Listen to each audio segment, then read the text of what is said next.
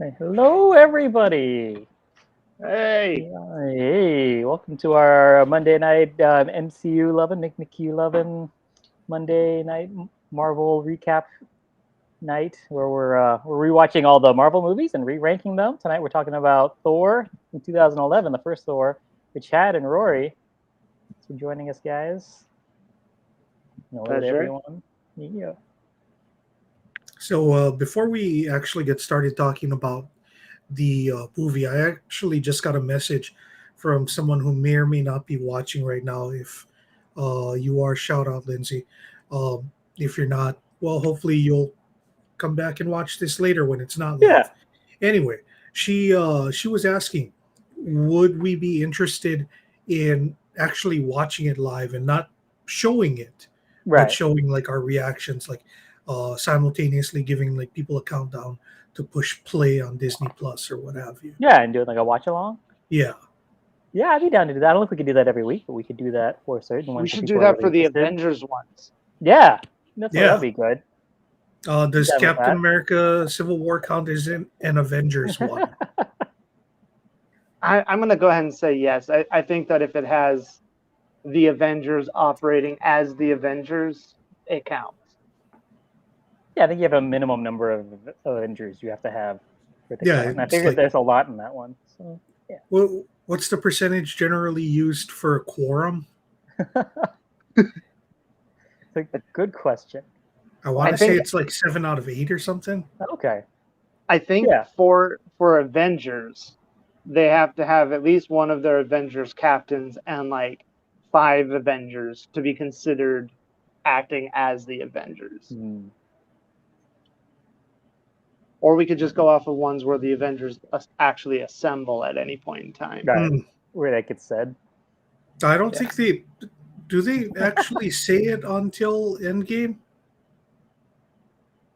I really don't know. I want to 'Cause say they do in the first Avengers, don't they? Plus, we well, wouldn't know that until we rewatched them. So Yeah. yeah. We'll have to find that out in a couple of weeks.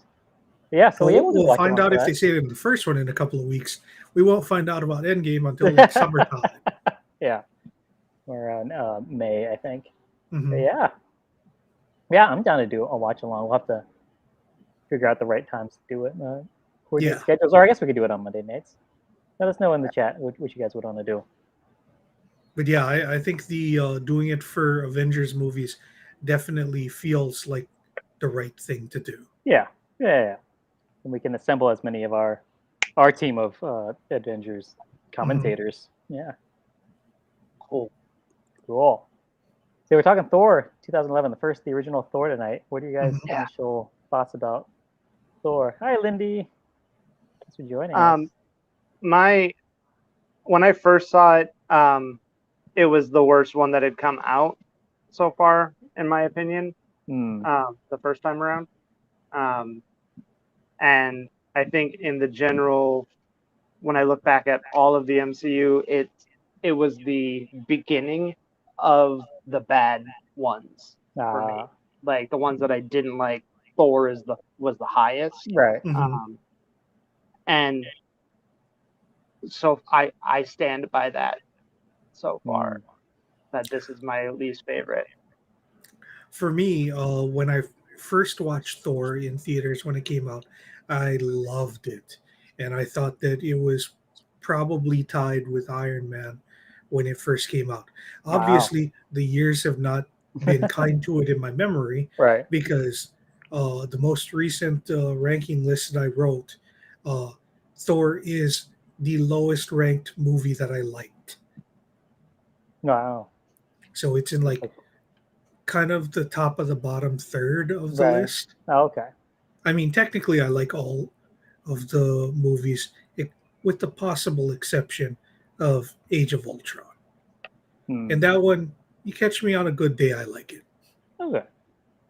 So hopefully it'll be a good day in 4 months when we watch it. Hmm. But yeah, it's definitely more with Rory when Thor came out and I first watched it. I don't, as an American, I don't like watching things where people are fighting about being royalty and who gets to be king and things like that. I find that offensive on some level. So I can never. It always loses a point for me on that. And we had a whole war about that. Yeah, exactly. So we don't have to worry about that kind of stuff anymore. So don't make me try to think about it now, where I will, set fire to my Thor books with a torch and put it on Twitter. Yeah, the only kind of succession that we care about is corporate. Yes. Yeah. And on That's HBO. the kind I like. But aside I from that, honestly have no idea what the difference is between Succession and Billions. I don't know. I've never watched any of them. Should be our next show.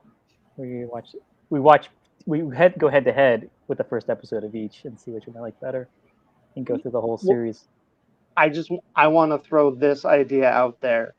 What if you don't tell me which one I'm watching because I don't know either show, and I will keep trying to determine whether I'm watching episodes of Succession or Billions.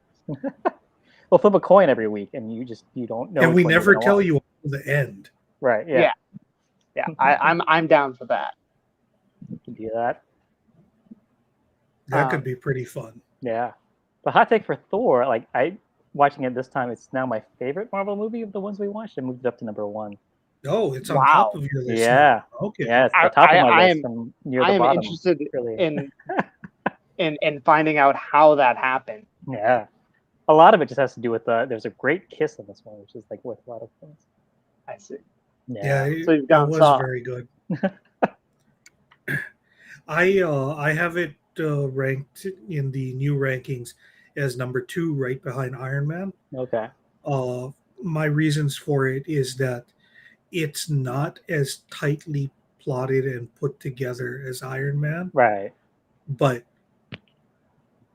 the runtime does not feel like as long as it is to me. Like I feel like I'm enjoying the whole movie. There's no points where I'm just like, I have 2 monitors. I could play Halo in the other window. Yeah, and not really miss anything for parts. But there's definitely parts that you can skip. I think. Yeah, there's definitely skippable parts, but I enjoyed even those. Yeah. See, like I guess since I'm in the minority here, I feel like the opening Thor parts, like that take part in Asgard, I was like, okay, I'm invested. I like these characters. Right. But like I'm a Marvel fan. I've read all the comic books. And even for me, Loki's inevitable betrayal came out of left field. Like and it didn't feel like it's the one time Loki didn't seem like he had a plan when he did something, that it was just out of nowhere. And like that just felt weak to me. Like I feel like this movie did more, like this was the first movie that was written and developed where they knew they were going to get greenlit for all of them. Right. So I felt like this one was a lot more actual world building. But like, I didn't care about any of the characters. Other than like, I liked Coulson. Yeah. He actually seemed like he knew what he was doing. Right. But like the shield parts I liked, actual Asgard I liked, the rest of Thor learning how not to be a throbbing cock, that I yeah, I was definitely with you up until 3 days ago when I watched this again. Even then, I'm still not 100% for it. It's not the best Marvel movie ever, but I feel like it's the best of the 4 we've seen so far in the last month. I absolutely feel you on liking the Asgard stuff much better than the Earth stuff, with the exception of the shield business. Right. Because my biggest problem with this movie is that it feels disjointed. It feels like they tried to put 2 different movies together. Like they had 2 wholly separate storylines, even though it was actually very intertwined. Like just tonally, everything was too disparate, I felt like. And I felt like they were trying to set up the ice giants to be a possible big bad. Mm-hmm. Quick shout out to Marvel MCU for getting there first, because Game of Thrones totally ripped off the ice giant look for Game of Thrones. Nah. But that being said, like, I feel like the ice giants never really did anything, but they kept getting thrown in there. Right. Loki was the big bad, but he didn't actually do anything wrong until the last like half of the movie. Yeah. And even then, like, Thor should not be king until the last 3/4 of the, or the Right. last quarter of the movie, right? Yeah. So like up until then, Loki was absolutely right. So like, and then like they brought the destroyer in, which went down ridiculously easy Right. once he got Mjolnir. It just, this one felt like it felt disjointed. It felt a little bit like Iron Man 2, where the bad guy had nothing to do with the story. It was all about what was going on with the hero. But they just kind of slapped a bad guy in there. Right. That's true. Because I mean, with stuff with the bad guys, like you can take almost all of that out, and Thor's story doesn't really change except for at the very end when the destroyer gets sent to kill him, whatever. Yeah. But aside from that, like that's not Loki doesn't really do much to get them to that point or anything. It's all his journey of just having to learn how to not be a selfish jerk, which he definitely needed to do that so that he could become worthy of being a king and everything. This movie, the way that I remember the Marvel Cinematic Universe being put together, I remember Loki as this great plotter who had like wheels within wheels, and everything like hinged on each other. In this movie, it really felt like he was just winging the whole thing. Right. Mm-hmm. It definitely felt driven by emotion on this one more than anything else than any other times we ever see him. Which I think that affected. I liked seeing that, but I understand that it's not what his character really does. Mm-hmm. So There was a meme that I saw online a couple of weeks ago where they used the Asgardian lifespan of being like about 5,000 years based on a comment that comes up, I think, in Thor 2. And then they divided it by how long Thor and Loki have been around for in the MCU. And it comes out that Thor is, like, if you approximate the thing to human ages, Thor's like 23 and Loki's almost 17. And all of a sudden, both of their actions make way more sense throughout the entire MCU. Right. Like, one of the things that I like about the comics better, and I should full disclaimer, like, I do really like mythology, and I know a fair bit about Norse mythology for a non-historian type, and I feel like every time, specifically Marvel, jumps into Norse and Greek mythology, they screw up bad. Like, it doesn't join well with the rest of the MCU, and like there's been various attempts to like cobble it together, but it's kind of clear that it showed up at an age where not everybody was reading the same comic, and slowly became laced in. But one thing that they do better in the comics, and I kind of feel like this was miscasting from MCU standpoint, is like Odin's a jerk in the comics. Like, he is a bad dad, which really explains where like Thor being that kind of just dick all the time comes from, and where Loki comes from is in the comics. Odin's really pitting his kids against one another to see who's going to be like tough enough to take Asgard. Right. So like the character growth on both Loki and Thor, where they become not jerks, sometimes makes more of a story arc than when Odin's actually like Anthony Hopkins, and it's almost impossible to hate him even if he's a serial killer. Right. Mm-hmm. Yeah, I think that would have been a very different movie if we had seen that relationship, and then them having to deal with how that's how they were raised being that a big part of it. How instead of him being this wise old man who's all right because he's the king, and he's sort of being that role model of what the king's supposed to be like. When you have him being flawed like that, then that becomes a much more character-centric story to watch, which I think would have been. I would have loved to have seen that, but I think that maybe it would have been I agree. Successful. Yeah. And I think you could have had the same story building and character arc if you had done that and kept Loki as a character that was messed up, did bad things, and then eventually got redeemed because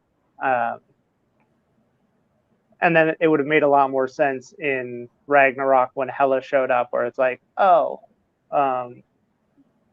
Odin screwed up a couple of kids.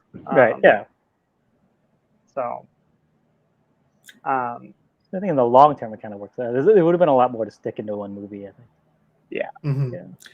I think that also drawing from the comics, one thing that I do really, really want to commend this movie for is they really said, hey, we're very inspired by Jack Kirby designs. And they gave everyone their correct hats at some point during the movie.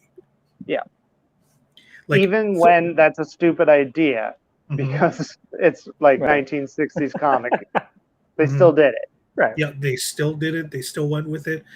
Even though Thor never wears his correct hat ever again in the course of the entire MCU, from what I remember.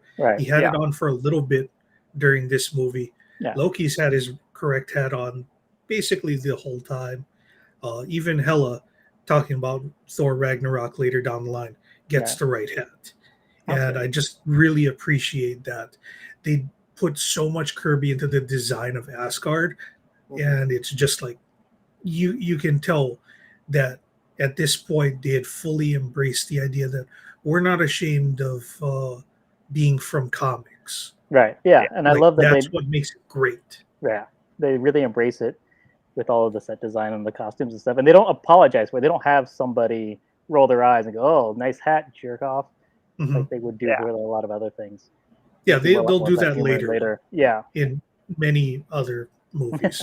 Yeah, but this one was just like, no, full Kirby. Yeah, we're into this. One thing that I do like about the MCU on that front is that like even comic fans don't agree on, like, some people like hate Thor, hate his costume, hate this, hate that.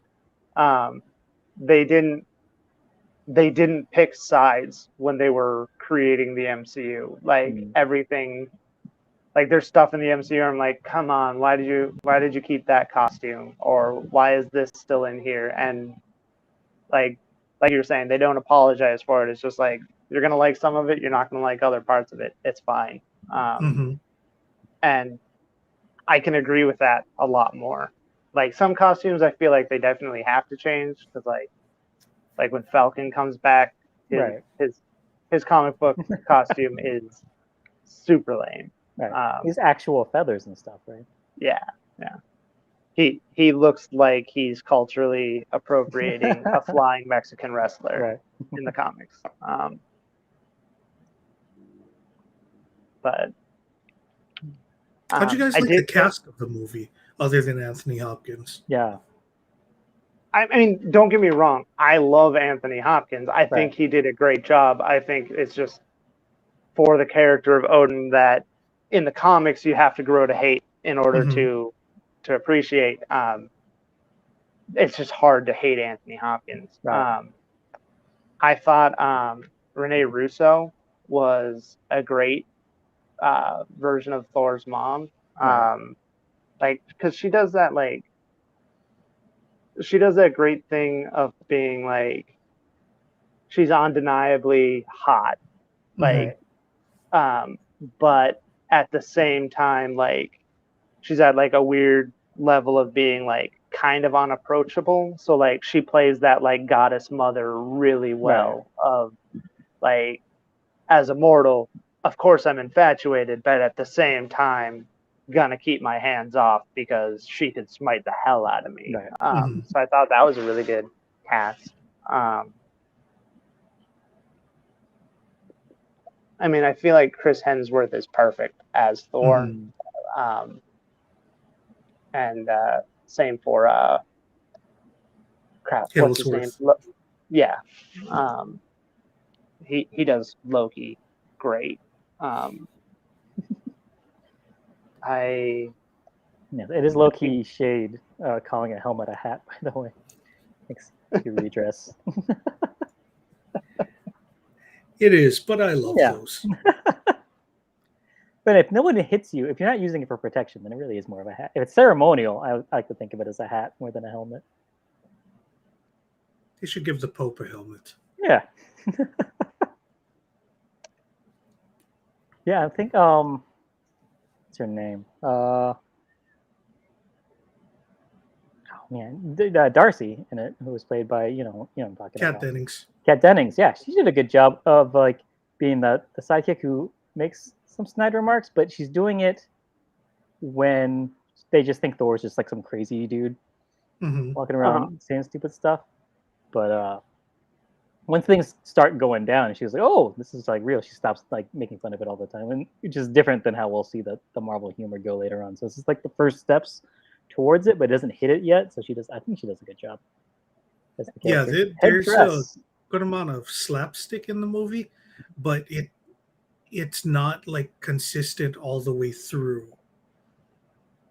Yeah. Like they're not just like, oh, this movie is so wacky. It's like there's fun bits of Thor continually getting hit by cars. Yeah. But it's not like that happens for 2 hours straight. Right. Yeah. It's not him always trying being the fish out of water stuff. They don't overdo it. Yeah. And I think most of her jokes that she makes in the Snyder Marks are things that somebody in that situation would actually say. Right. As opposed to the script was created for this funny bit. Right. And I feel like that's usually something that the MCU does well and has done well so far, is that the funny bits are they come organically from the situation, as opposed to the script being written for this funny bit. Yeah. I feel like in a few weeks we're probably going to feel differently about that. But for now, this movie definitely earned all of its jokes. Yeah. And knew when to pull back. I really like Natalie Portman in this movie. She's a lot more charming than I remember her being. Because I remember her being kind of stiff and awkward, but I feel like that's left over remembering the prequels. Yeah.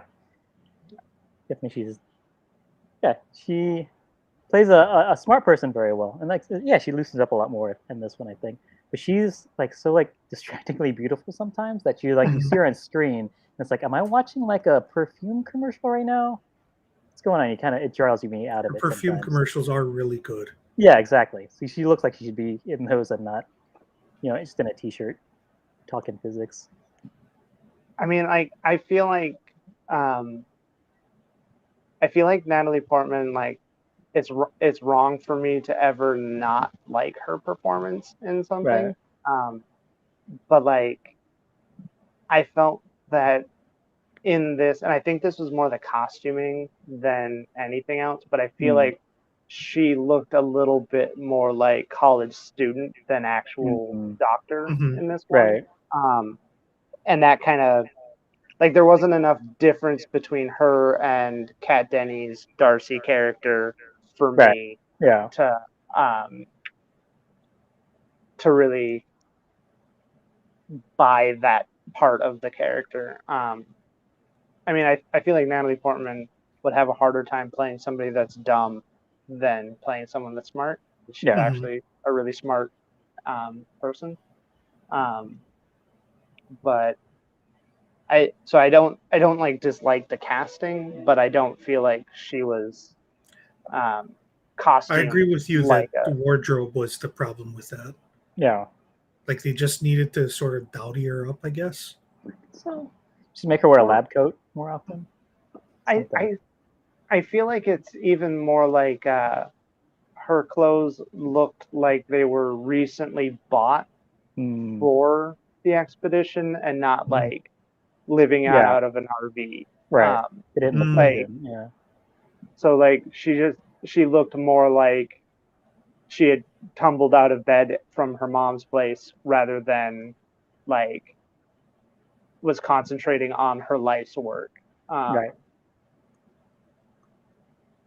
Yeah, so she needed to look a lot more like the grad student in Tremors. I feel like she that would have made more sense to me. Tan and dirty and look like the she's been out in the characterization that they gave her of like always sort of being head in the clouds. It really didn't match the presentation of the character at all. Yeah. You know what she was dressed like? Is she was dressed like in Civil War when they were trying to go incognito, like like this is what people dress like when nobody looks at them. Right. And we're pretending to avoid the paparazzi. Right.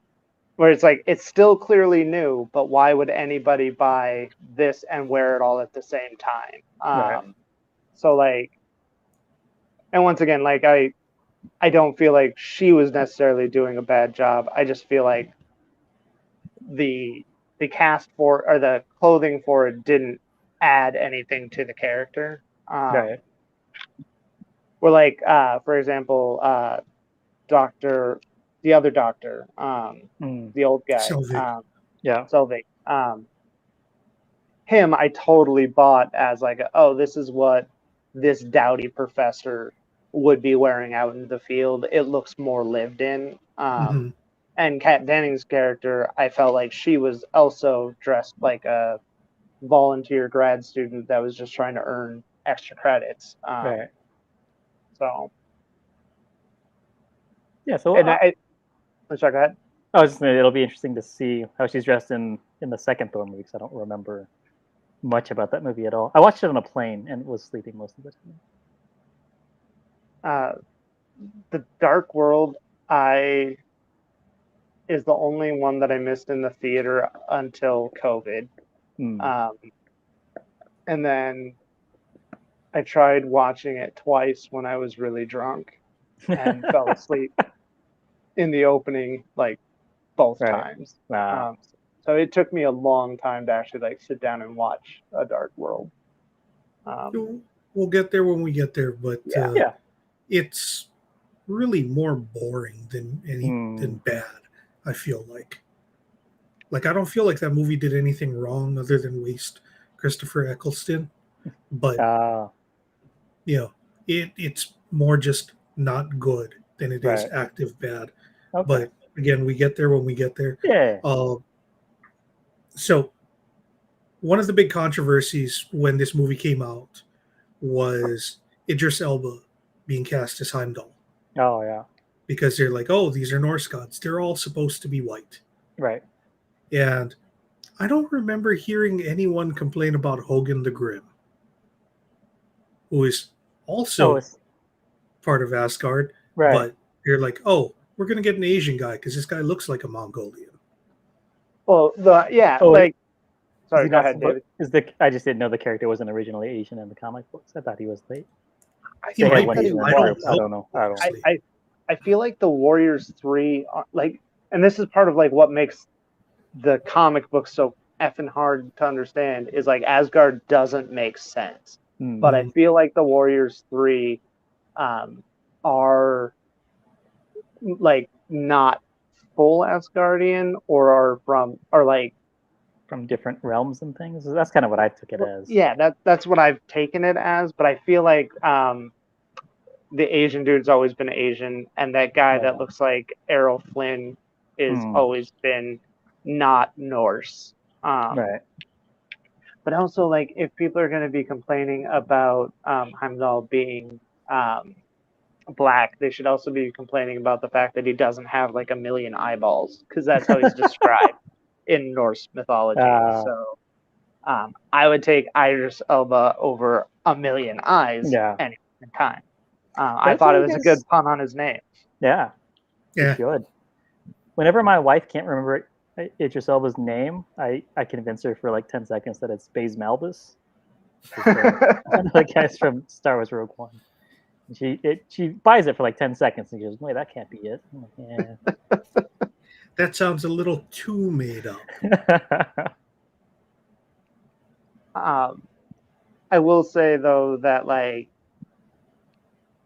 I do feel like, and once again, this is on the casting of any other time, I feel like Chris Hemsworth is enough to make me question my own sexuality a little bit. But when you put him in the same movie as Idris Elba and Natalie Portman, like my sexuality is still in question, but he's not the one doing it, no matter how much he doesn't have his shirt off. Right. And speaking of, is that the first cheesecake shot of the MCU? Oh, when he's walking out with no shirt on in the because the thing is, they'll go back to that well later and make me wonder about my sexuality because of Chris Evans. Right. But this was the first time, right? Like they didn't try and do anything like that when I wasn't paying attention in Incredible Hulk with Ed Norton. No, I mean, I feel like there's there that was scene. Yeah, he's training with the Brazilian Jiu-Jitsu guy, and he's doing the truffle shuffle thing with his abs, his stomach. I think that was sexy. Shot to be sexy. Maybe that's just. I don't know if it was shot to be sexy. I mean, I might have found it erotic, but I don't think it was meant to be. Yeah. I think you're right, Chad. This is the first time that at least a male character has been portrayed as something that other people would drool over. Yeah, because Iron Man 2, we got a lot of Black Widow stuff. Yeah, like her entering the scene ass first. Yeah. But I think too, like, I think this might have been the first shot that wasn't just shot as like the audience can see this, but not everybody else can. Like this was the first shot that it was like everybody in the room was commenting on it. I'm not counting Tony Stark because he is portrayed as an asshole that would take time out to comment. But at least for a male character, I think this was the first one. Yeah. I can't even think, like, when we see like Robert Downey Jr. as Tony Stark in the first two Iron Man movies, he didn't get like jacked for those the way that everyone has to now for Marvel movies. I think he had a pretty normal looking body. And every time he had his shirt off, it was because he was operating. Right. Yeah. So it was not a showcase of his physique. Yeah.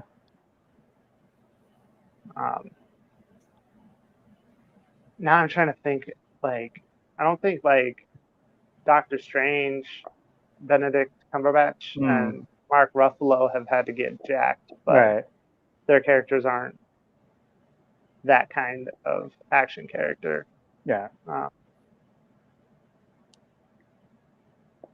I feel like it's semi-voluntary in terms of who wants to do the Marvel Fitness program. Right. Because this is, again, talking about a movie much, much later down the line.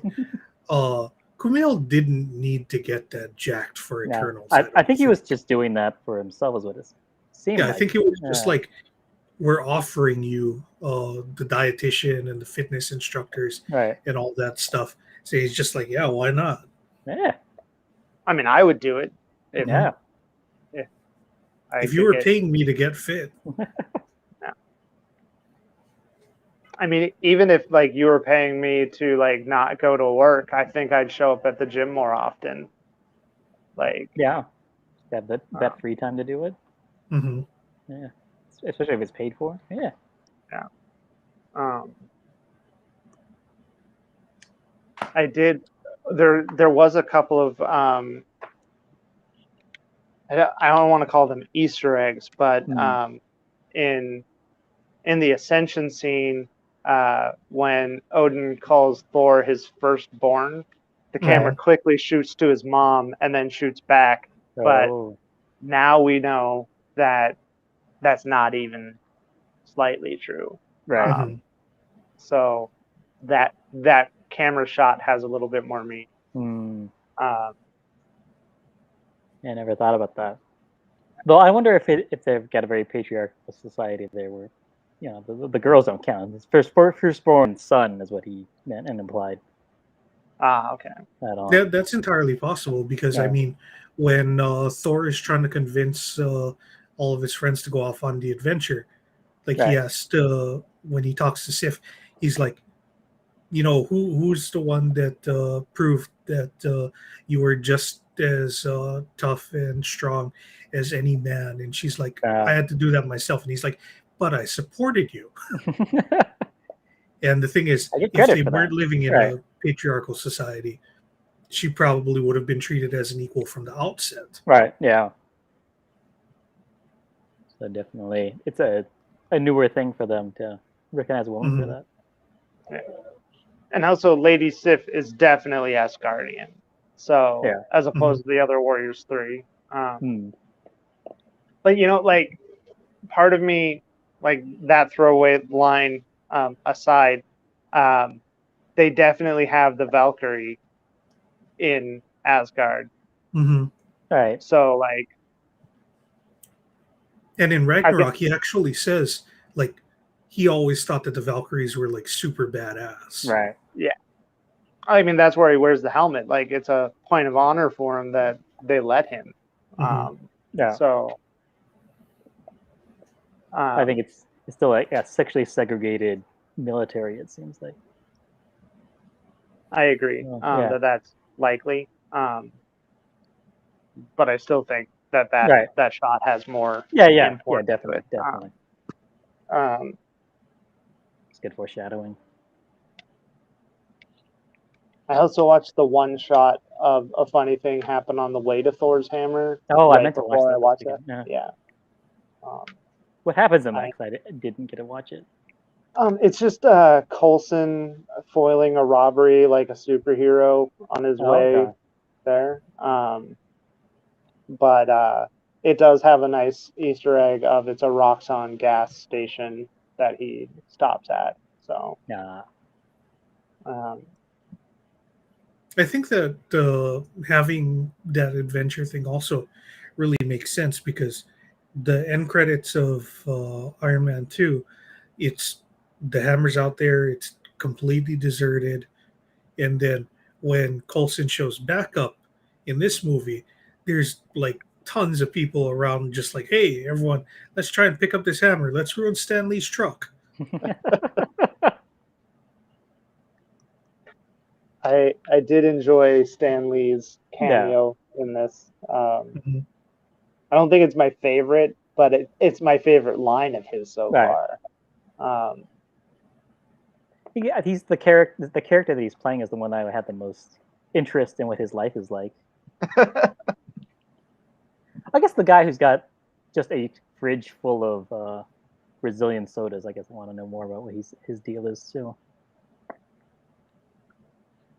The New Mexican pickup truck, Stanley. I like him.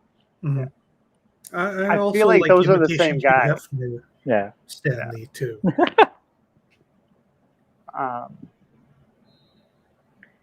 So I think one of my favorite scenes in the movie is when Thor and Natalie Portman, they're up on the roof at night and they're looking up at the stars, and he pulls out her notes and explains to her how the universe works, and she's an astrophysicist, and he's just mansplaining to her what the universe is actually like, and it makes her super horny. And I'm like, oh, this is my favorite part of the movie. And they really should kiss. I don't think they kiss on the rooftop, but it makes you really want to watch them kiss. Yeah. So when they finally do kiss, it's totally worth it. I didn't even think about it like that, but now that you pointed out, that's actually hilarious. She's an astrophysicist, and he's like, yeah, see all the stars? They make a big tree. Yeah. And And she's just like wide-eyed. Yeah, tell me more. This is great. I need you to kiss me. I like also how they're sitting on the roof looking out at like a billion stars, right? Yeah. And he's like, no. There's 9. Only 9. Those are the only ones that matter. Like that should have been the moment where it's like, there's clearly more. Like, I can see them from here. Fuck, my dad was lying this entire time. Like, I am an idiot. Yeah.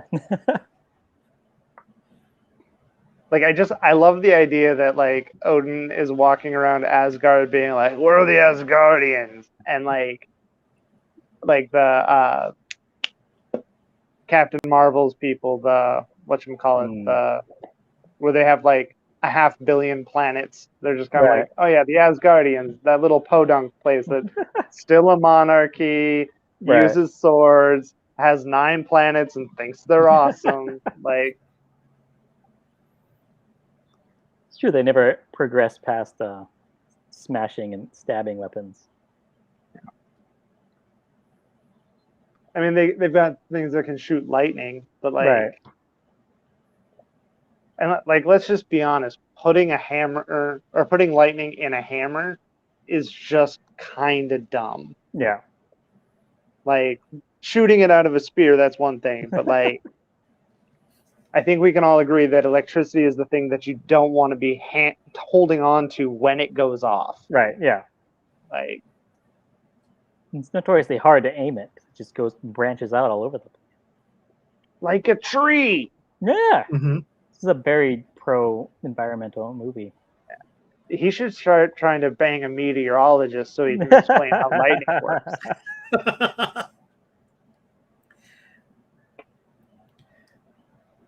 I also would pay money to just see like 30 minutes of Thor explaining how different things are like trees. And then just end on Thor and Groot sitting there not talking. They did get along really well. Yeah. Groot probably gets it. He's like, yeah, this guy really gets it.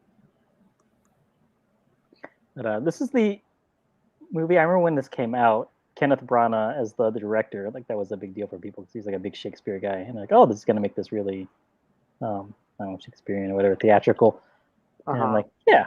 And he definitely, it's a very hammy guy. He loves real hammy, big, showy things like this. And like, I think I didn't react to it well the first time, but now I'm into it. Mm-hmm. I think it was because I watched it's the Frankenstein one he did a few months ago, and I was like, oh, I like this, even though it's crazy and operatic. And now like, I'm a bigger fan of his. Yeah, there's a lot of people with like really outsized emotional responses to what things are actually happening.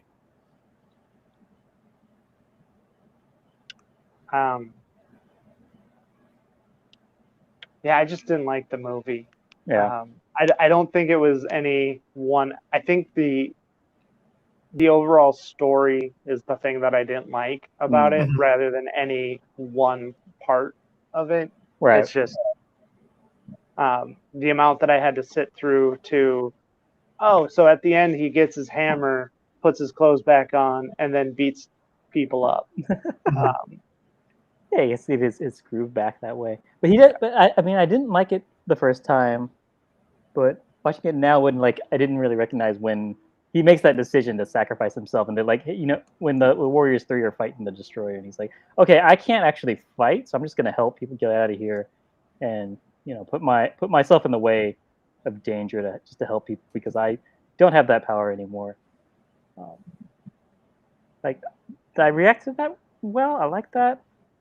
And then when he finally gets to kiss Natalie Portman, it's a very passionate kiss. It's a great kiss they have. And then he goes back up to Asgard to fight Loki finally, and he's got to save all those people, all those realms, because he's somehow destroying it through the bridge. And the only way to stop is to destroy the bridge. But then Loki straight up is like, "Hey, you're never going to see that woman again that you love so much," and he makes that decision that his love for her is less important than doing the right thing and doing the more kingly thing. Like, I liked that a lot. I like seeing that sacrifice and that decision being made. Mm-hmm. I love you slightly less than I hate genocide. Yeah. And it's like, it's a real sacrifice for him because, well, I mean, wouldn't want to go back and kiss Natalie Portman. Right? That's like a really big sacrifice he's making. I'd be like, I don't know any ice giants. Yeah.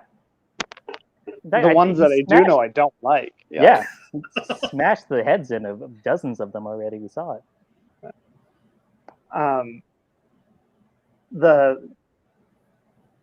I guess, like, for me, the power of that was somewhat lessened by the fact that, like, he was only using one hand on Mjolnir at that time. So he was pounding on that, and like the entire time, the Ice Giant's planet is getting royally effed. Right. And he wasn't even like two-handed smashing that. It was just kind of like, I gotta break this eventually, but I don't really want to, but I know that I got to do this.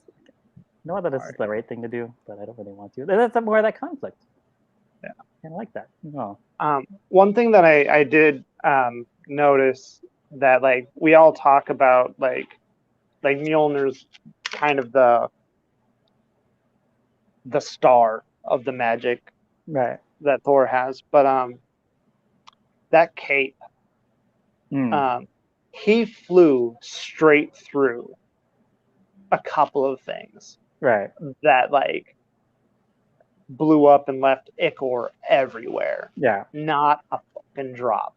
Right. Mm-hmm. Like, that cape is, and it doesn't do like the Doctor Strange thing of like bothering people. It's just like, I'm gonna be a cape and I'm not gonna get dirty. Yeah. Be really well Scotch guarded. Ass guarded.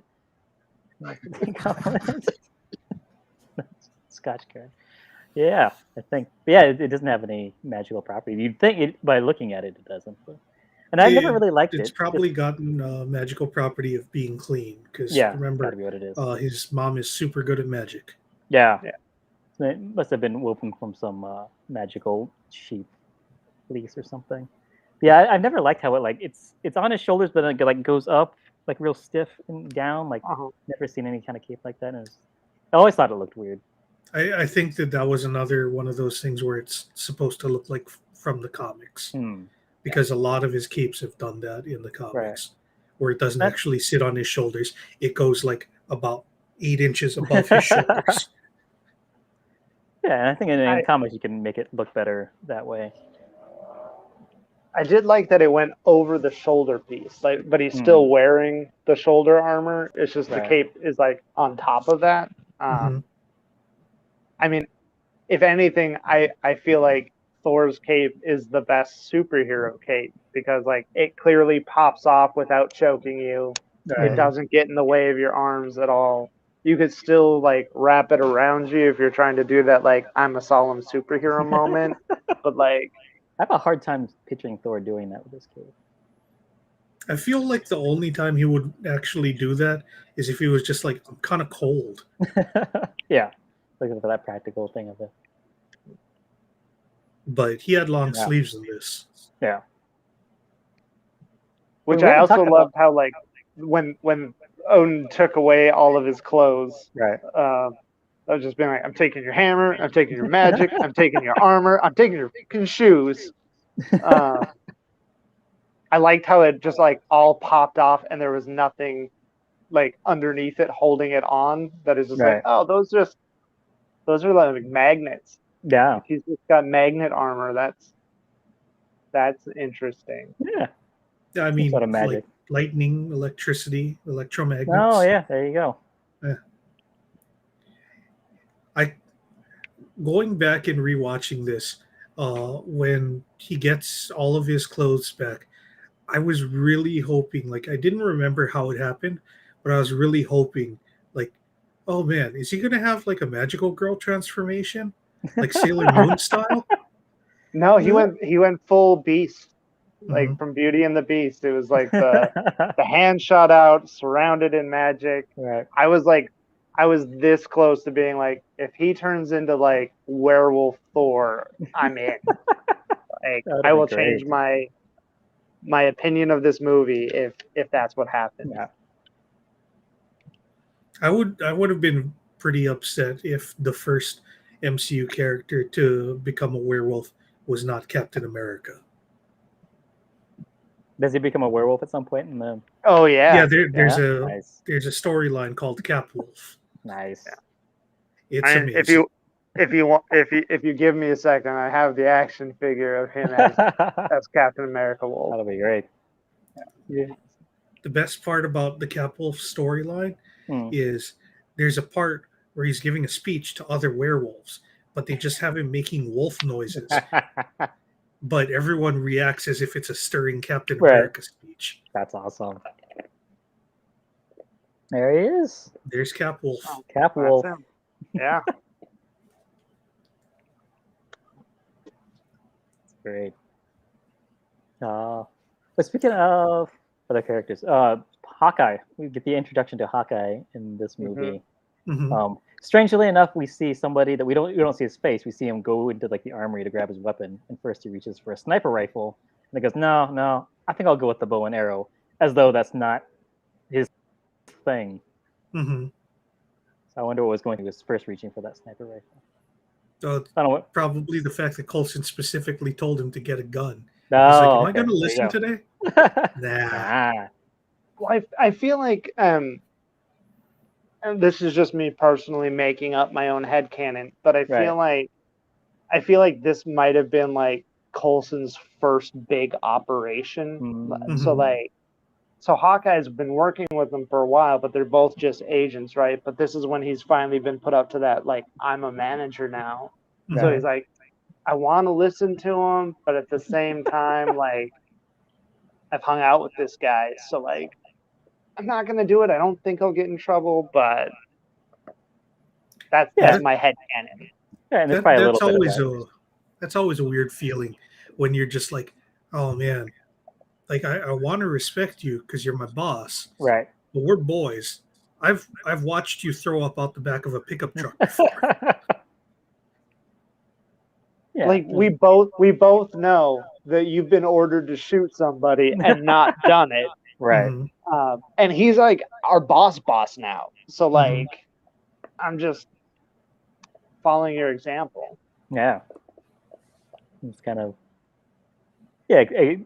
Exploiting that like friendship thing that we have. Like, yeah, we're still boys, so I don't have to listen to everything you do. I'm not gonna fall in line like that. Mm-hmm. Yeah. No, it didn't feel like when they had him up in like the crow's nest and stuff. Like he never interacts with anybody at all, except like through like the radio. He never really is in a shot with anyone else. Like they filmed this after the movie was done, just so like, oh, we need to put Hawkeye in this so that we can have Hawkeye in Avengers, that kind of a thing. I don't think so. Okay. I don't think so. I don't know, but he definitely doesn't really do anything. Like if they cut all of his stuff out, it wouldn't have affected anything. If this was something that had been made in the last like 5 years, right, I would say that was something that they definitely shot separately, where they're just like, oh, we don't want people to know who's this other character that we're going to have in this movie, and it's going to be a big secret. Tom Holland's going to tell everyone on Twitter. Yeah, that was a whole thing. I wouldn't be surprised if it was like shot separate because they hadn't cast him yet, but I don't. Mm-hmm. I think in the script they definitely knew that it was going to be him. Right. Mm-hmm. It could have been that they weren't sure until that moment if they're going to put him in or Black Widow, like if it was somebody with a gun, and then, but I guess like, do you guys like Hawkeye? I know a lot of people shit on Hawkeye, but I actually like him. Like in the MCU or I think in general. I think it was because there was some video game, I think for the Nintendo or something, an Avengers game, and he was one of the few. Him and Iron Man were the only two characters that could shoot projectiles, so then I liked him for that. And so I've always kind of carried a special place for Hawkeye just because of that. I don't think he's bad. I actually really like him, like, because the characters are definitely different in the comics versus the MCU. Right. But like I really like both iterations of the character. Because like in the comics, he's a former criminal turned superhero. Nah. So like his redemption arc is actually pretty good in the comics. And then in the MCU, I mean, if we're going to be making fun of people for having dumb weapons, Thor's walking around with a hammer that's made. It doesn't even have a point on it. Like, it's really a mallet. Yeah. Yeah. But like, I really enjoy that character, and like I like what they did with him of making him more akin to Black Widow than any other character. Right. And I think with his power set of being really good with projectiles, the fact that an arrow can do things that a bullet can't, and he's good enough with a bow and arrow that he's exploiting that action. Right. I think that actually makes more sense. Like, you know, like if you want to shoot something but not shoot the thing behind it, your arrow is actually probably a better call. Yeah. And if you're good enough that you don't need 15 shots, then why not? Right. Yeah, and he has those utility arrows. The utility arrows, I think, are definitely the key to what makes archers better than people with guns in comic books. Because I can't be like, oh, I'm gonna put my boxing glove bullet into my Glock. Yeah. It's like that doesn't really work. Yeah. But you know, everyone has like weird arrows if you're an archer in comics. Yeah. I was just gonna say, I think in real life, actually, arrows tend to have, depending on the bow, of course, more penetration than a lot of bullets. They don't deform as much when they go through the body, I guess. But I don't know if it's going to go straight through a body into somebody behind him. I don't know. I've never shot an arrow through a body. Yeah, I don't know. I also don't have ballistics gel. Man, if we could get some ballistics gel, that would be freaking cool. We can just get some bodies and test that. We need content. That's much cheaper. I feel like arrows have more, from what I've looked at online, they have more like penetrating power on a single target, but they don't bounce sideways and hit somebody else. Is more what I was thinking. Like you can't accidentally shoot through a wall and kill a neighbor with it. Right. Ricocheting arrows is very difficult. Yeah, you have to have the special utility ricocheting arrows for that. So. We had mentioned Easter eggs earlier.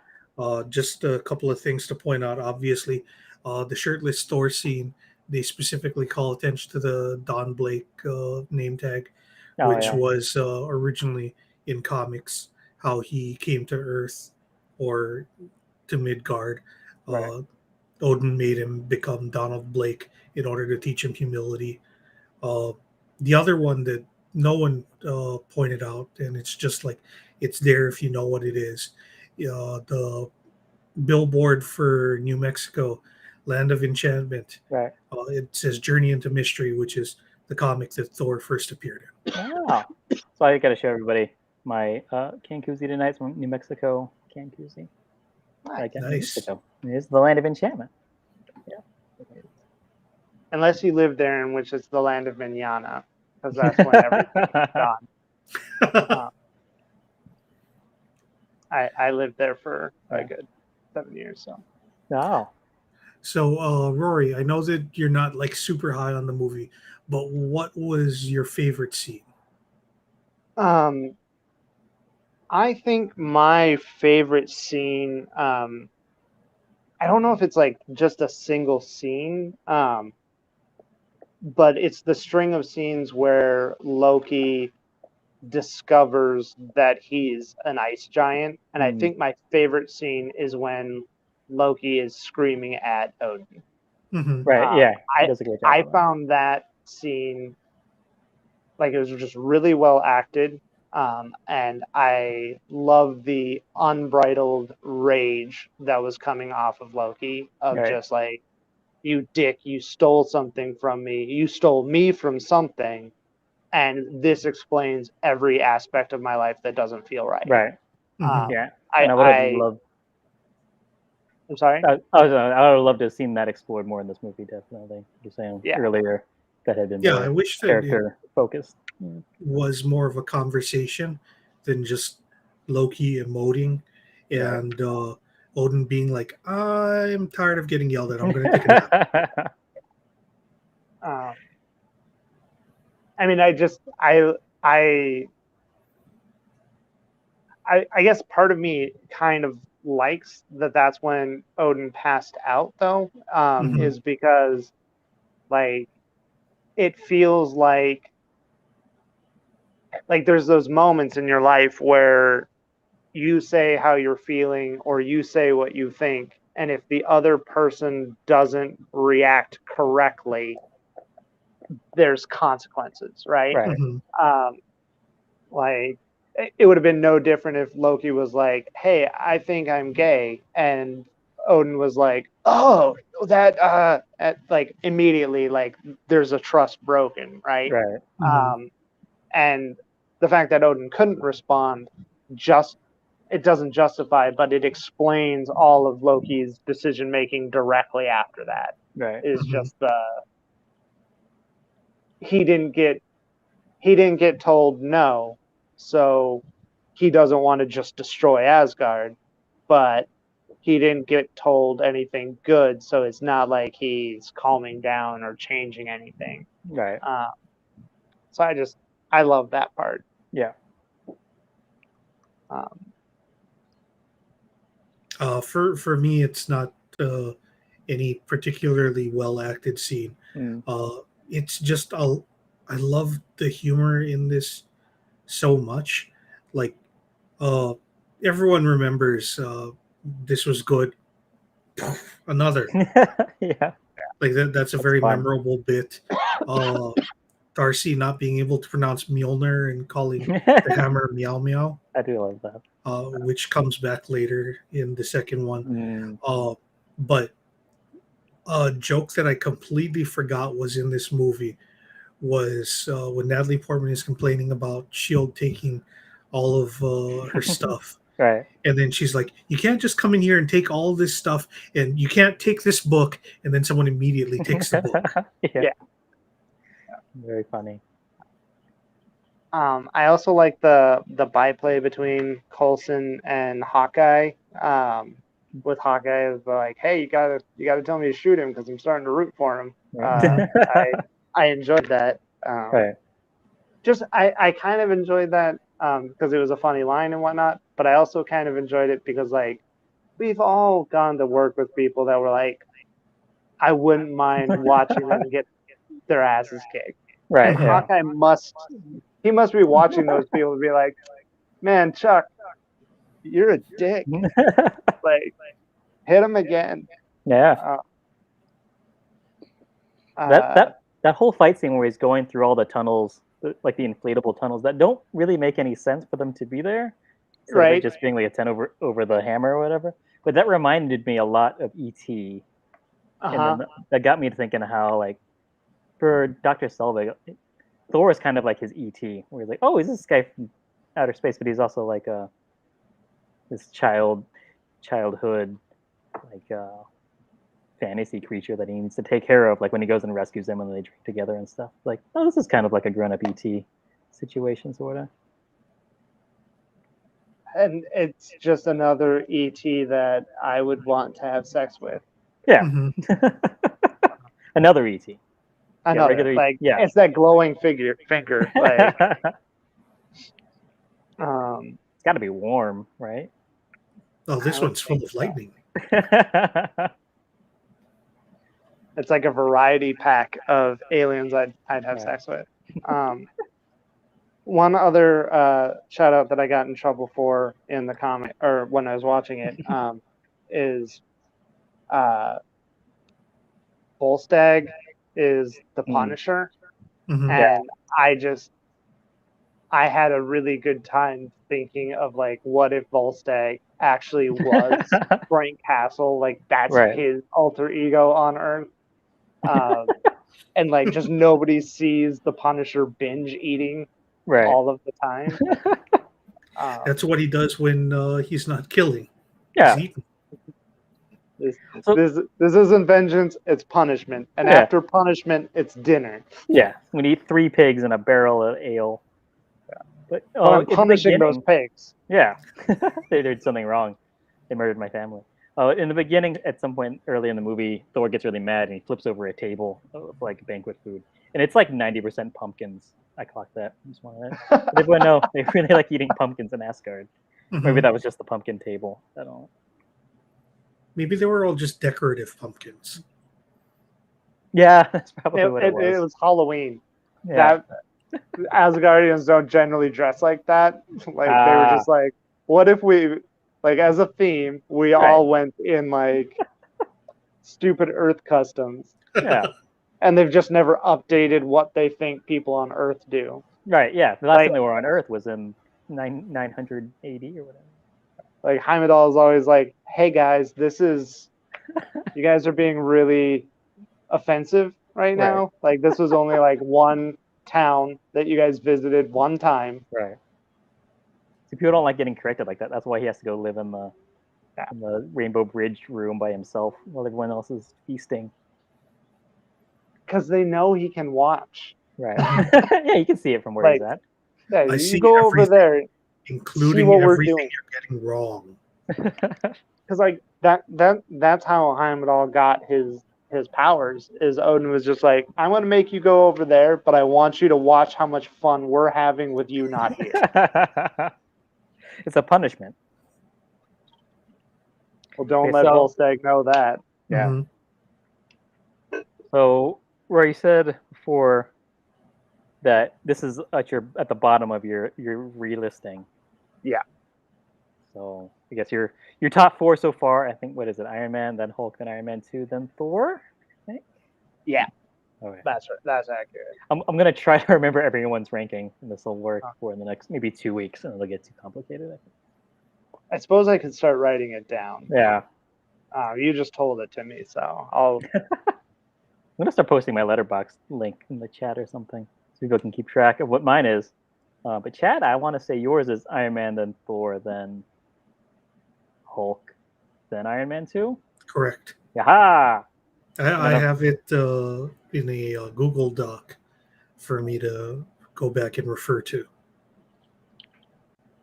And for me, I have it Thor, Iron Man 2, then Incredible Hulk. But I think originally I had it somewhere towards the bottom of the ones that I've seen. One last thought that I had wanted to mention about this movie. Yeah. On rewatch, I think that Iron Man did lay the foundations of the MCU and how they tell their stories and give them sort of the skeleton that they use to build everything else that they do.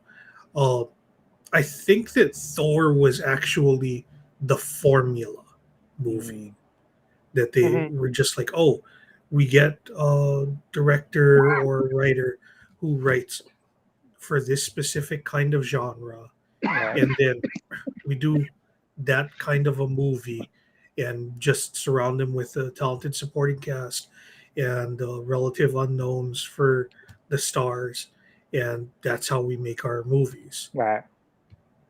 Because with Iron Man, I don't think that Jon Favreau was really known to be any certain kind of a director. Because I think that at that point he had done like Made, and that was it. Yeah. And Swingers was a big one, but it's very close to Made. I think they're very similar types of movies. Yeah. But yeah, definitely. It's a different formula. You can see that switch more like to what you were describing in this one, and that kind of stays the pattern moving forward. I think too, Thor, and then I think Thor, The Dark World kind of proved it. I feel like this was their, other than maybe the Hulk, their first one that had like a lot of people not liking it right off the bat. Like I feel like comic fans enjoyed it still. Like as much as I say like I don't like it, like I went out and watched it and was ready for the next one. But I feel like this was the one where it was kind of like Iron Man 2 didn't do as well, Thor didn't do as well, but they still beat everyone else with their lowest offering. So that kind of like, I think kind of like by showing up that they could pass with the C, that gave them a lot more freedom to try different things and to break some of the molds that they did later on, where like they realized they could tell saga stories and not just Iron Man 1, 2, and 3. You know, right? Yeah, and we'll get a lot more into it when we get to Avengers, but that's a huge like change in the way movies has been made like that. I don't know if they get enough credit for how much of an effect that's had. How historical it was groundbreaking it was to be able to do that, and in a way that people liked. I think, and I think too, like I think it's already apparent here, so I'll go ahead and say it here. But I think it's true throughout the MCU, is that I feel like this was the first time a production company actually just did what the fans want. Like they didn't try to put their mark on it. It wasn't one director saying like, "Oh, this is my version of Thor." It was really just like, "No, we want the MCU's version of Thor." And every time a director has said, "Oh, I want to do my version," MCU has been like, "No, you're on your own." And I think that's really cool that they have put their characters and their story over the artistic ambitions of individual cast people. Because I think and this is coming from me working as a performing artist that is traditionally a team-based performing artist. I think it's really cool when instead of it trying to be, Kenneth Branagh's Thor, that it's the MCU's Thor, and Kenneth Branagh is doing what they need with all of the skills of Kenneth Branagh. You know what I mean? Like, that's a much different movie than like the Ang Lee Hulk. Might be a good Hulk, but it's not the MCU's Hulk. Yeah, it's a good movie, but it's not really a good Hulk movie. Yeah. And so I like how they do that for the MCU, and they've been able to kind of maintain that kind of control and that continuity through the whole saga of movies. But also, I like seeing that auteur directors like have that singular vision and stuff. But it would have outside. As much as I liked Ant-Man, I would have really liked to have seen what Edgar Wright would have made as a finished product. Right. Well, and that's the thing is, it's not that I'm not like trying to say that no director should have that. I'm just saying that, especially like with the excuse me, with I feel like Star Trek, Star Wars, and Marvel and DC, those are things that have been out for so long, have such a dedicated fan base that you can't really come in and say like, well, now I'm going to make it mine. Right. Like you have to make that everybody's all the time. And they've just done a really good job of keeping it everybody's as opposed to just Kevin Feige's or just so like and I think this was the first movie that when Rian Johnson kind of did his thing and people were like, whoa, hold on. It became like very controversial. I think that it's really interesting that happened with the Marvel movies, especially because of the fact that it has its history with the comic books, because DC and Marvel are both known for, at various points of their evolutions, having a house style where everything looks kind of similar to a certain artist's type of thing. And Marvel movies have that house style where everything looks somewhat similar, which I see a lot of people. I'm not naming names, Zack Snyder fans, but I see some people get really like, oh, that's why these movies are bad because they all look the same. They're cookie cutter BS, Right. and it's just like, yeah, but I can see what's going on. Right. Well, and that's the thing is like I had a conversation about the later MCU movies, and like I feel like at least after the first Avengers game or movie, most of the movies don't work very well on their own. Like Mhm. if you took them completely out of the MCU and didn't see anything else, Right. they wouldn't be enough to justify how much people like them. Right. Mhm. Like I feel like Ant-Man and maybe Guardians of the Galaxy are good enough on their own. Spider-Man to a certain extent, but they really, after the Avengers, created it's a saga. You have to watch all of them. You don't have to watch all of them, but like they're no longer the same thing as like Bond. Right. They're a completely separate thing, and the same rules just don't apply. But yeah, they should get credit for that because like Star Wars screwed it up, and I feel like Star Wars is the one that opened that door. Right. So, and to be fair, Star Wars screwed that up before Disney got involved. Yeah, that's fair. So as we close up, I didn't talk about the post-credit scene, and now I can't think of what actually happens in the post-credit scene for this one. Eric The, Selvig talks to Nick Oh Fury, yeah. and then Loki shows up in the mirror and he says something, and Selvig says the same thing, and you realize that he has Selvig under mind control or something. Right. Yeah. So it's Okay. definitely not the lead into the next movie. It's the Right. lead into the Avengers. Right. Yeah, that Which- one's yeah. And I think like I think that at the time I definitely didn't realize how much of a raw deal Loki was getting throughout this whole thing. Like for those of you guys who haven't watched the new Loki series, I think it's probably one of the best done TV shows they've done so far. No. It's definitely the most ambitious of all their projects, I think. And it's got an alligator in a Asgardian hat. Yeah. Right. Or a headdress, as some people would want to say. Yeah. Or a helmet. We prefer to think it's a hat. I think it's an alligator hat. Yeah. Alligator hat's something different than Metal Gear Solid. No.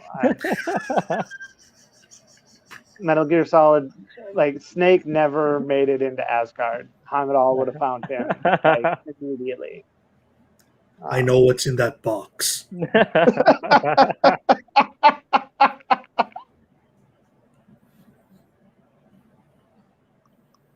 All right. So next week we're going to be doing Captain America. The first Avenger. Yeah, the first Avenger, which is weird that he's the last Avenger introduced before the Avengers. So think about that. That little bit of poetry? Yeah. Question mark? Yeah, we'll be back next Monday for that. Also have Dan Connell joining us, so that'll be fun. Hey. Yeah, we'll see you guys later. Give us a follow on here on Twitter. Let us know when I don't know anything. If you guys would rather us do a different day than Monday for the watch along, let us know. We may not be able to do it, but tell us what you want. Yeah, what day works for you to watch along Avengers in a couple weeks. And we'll see how many of you we disappoint. Yeah. But we'll see you guys next week. Thanks for watching. Bye. Bye.